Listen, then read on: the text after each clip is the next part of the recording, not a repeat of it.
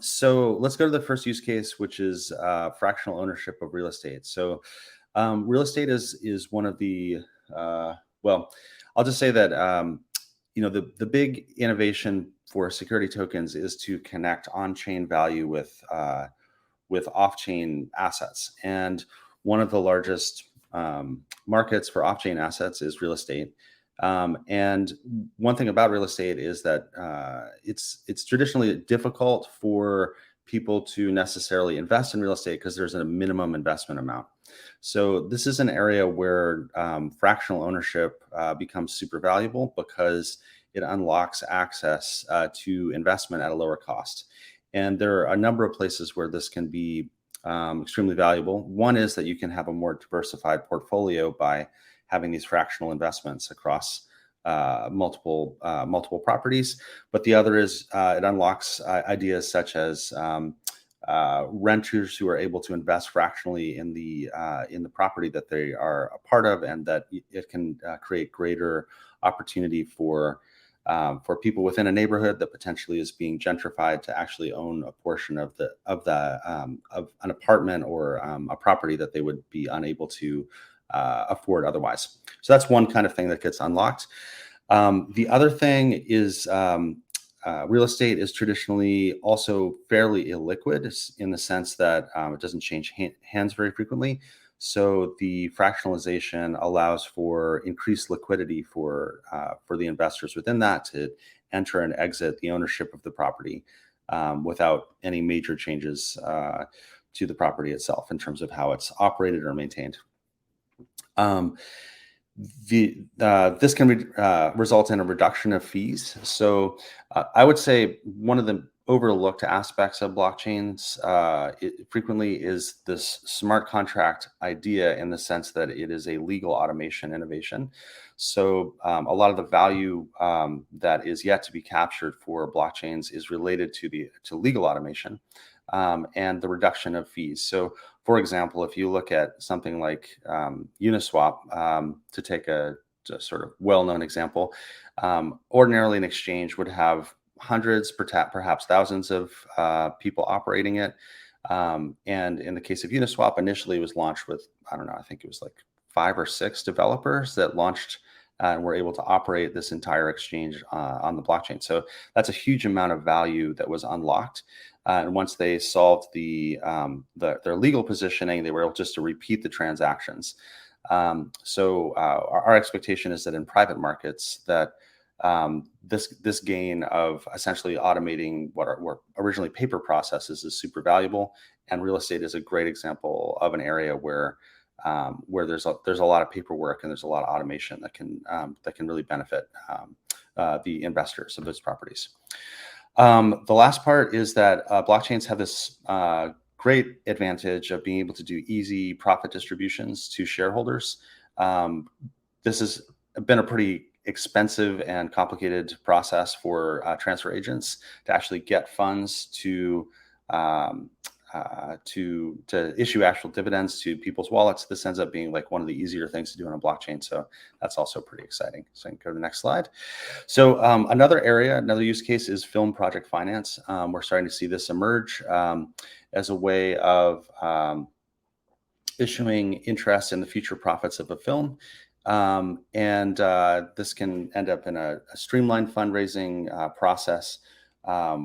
We're offering reusable templates to do this, and this also simplifies the dividend distributions and creates some liquidity in the interest of a film project in advance of that film potentially gaining distribution, or as the film gains distribution, the initial investors can exit their position based on what they, on the increase in value there, or they can exit if there's a decrease in value as well, so they can change their positions. This also, let's see, I'm going to go to the music royalties one.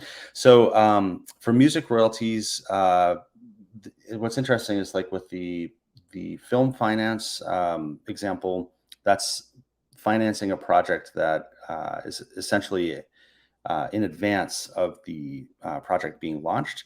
For music royalties, this example, which is familiar to many people, is after the the song has been created, and you're starting to receive payments for the song itself. So for this, one of the great advantages of the music royalties security token is the distribution of royalties to multiple royalty holders. So once again, fractionalization. This is especially valuable for songs that have a large royalty stream, and that fans or investors who want to invest a smaller amount can gain access into a fractional portion. It turns out that as you fractionalize the ownership of copyright, it does actually become a security, and so it is important to handle that with in the right way. So the other thing that I think is a great potential, just to say, for music royalties, I'll just go back, is that there is an opportunity for artists to maintain a larger percentage of ownership in the royalty distribution, and this goes back to the reduction of the fees of intermediaries, I should say, or basically uh, giving the creators and the fans and the people more involved in the music a larger share of the profits that are made from that activity. So keeping it in the community. The other, this is another really interesting use case, which is liquidity for tokenized funds. So many funds, there's usually two parts to the fund. There's the general partner and there's the limited partners. The limited partners are the investors that are investing in the fund, and it can be difficult for people to enter or exit a fund. And one aspect of security tokens is that this liquidity aspect of being able to trade out of your position can become much easier. And if you think about how long it takes for some funds to mature, it can be, it can be 7 to 10 years before people would be able to exit. So being able to get in and out of a fund as conditions in the market change, or just as life conditions change, is a really great opportunity. On the fund side, this can be attractive for getting additional LPs. So actually raising money, which is a challenge for the general partner. And then it also can make it easier for fund managers to manage the change in positions, which can be a burden to them. It might maybe disincentivize them from creating liquidity for their LPs. Yeah, and then another example is alternate asset tokenization. You can see there a really nice car. So a lot of collectible cars trade for $200,000, $400,000, and that may be too much for someone who is interested in investing in that to shell out. And so this fractionalization of these alternative assets can be very attractive. Also, gaining access to one of these vehicles, for example, can be very difficult. And so if they're just having a portion of ownership in it can be interesting to gain.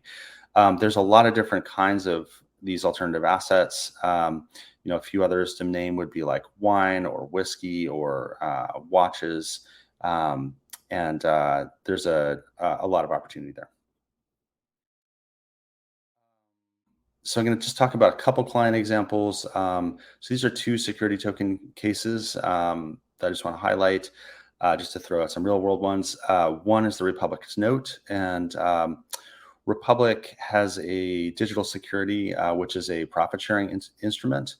And they essentially, it's an equity crowdfunding platform, and the note is backed by the issuances of securities on the platform. You should read into the details of it in case I said it slightly wrong. But this, I would not say it's Reg A yet, but Reg D, Reg S, Reg CF are the categories that this is intended to be issued under. Once again, legal caveats. Please do your research there.